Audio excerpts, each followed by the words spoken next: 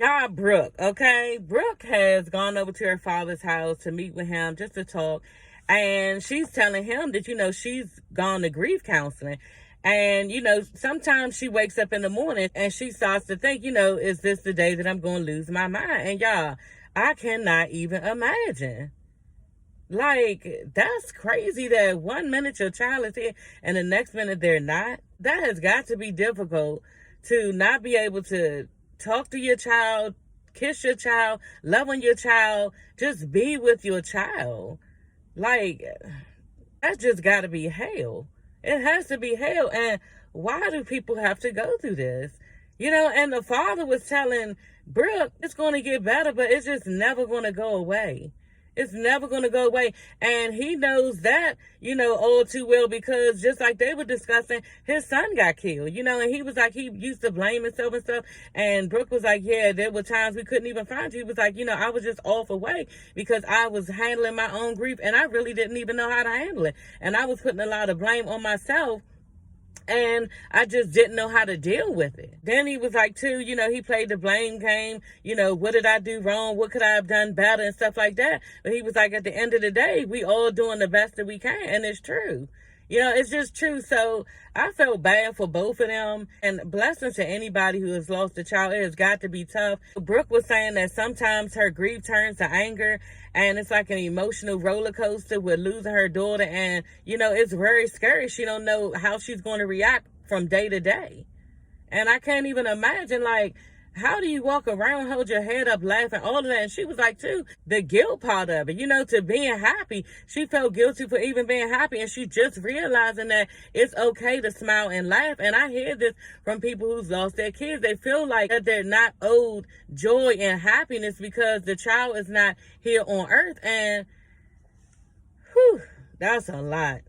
That's a lot. And for anybody that has to go through that, peace and blessings to you. Like, whew, I can't even imagine.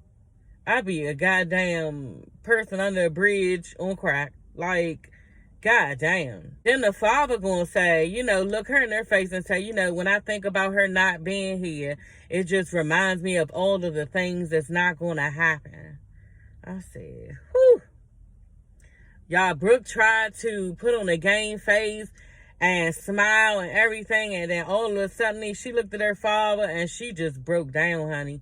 And he was looking like, whoo, he even looked in the camera like, this is a lot, and like I said, I can't even imagine. She looks so hurt. She looks so hurt, and it's true. And I've heard that before. My husband, one of his friends, their son passed, and he going through it. He just like, every birthday, they're not here. Okay, he would have been this age, sports that he used to be in. Oh, he like this, he like that. You get older, oh, I'm this age and my child is not here to celebrate with me. Christmas is, all this stuff is just too much. And a reminder, it has to be constant hell. And I think that people have probably got to seek God to try to hold himself up and deal with this because it's too much. It has to be too much. And just be one with the Lord. Because it's just not understandable how somebody can be dealt this type of pain. It's just not. Then the way that he looked at Brooke, because he knows the sorrow that his daughter is about to endure. He probably has a whole heavy heart for her because he knows what she's about to endure in her heart. And that has to be hard as a father. Like, damn, my daughter about to go through this shit too. Everything I went through with my son's death, now this. That's just a lot, y'all. And then they showed that little girl. It was sad. It really was sad. And I felt so bad for Brooke. I really did. Like, Dad, why can't that little girl just be here? Why did she have to be in that car at that time? How come she just didn't, like, be on another road? Like, it's bad, and Brooke is really going through it, y'all.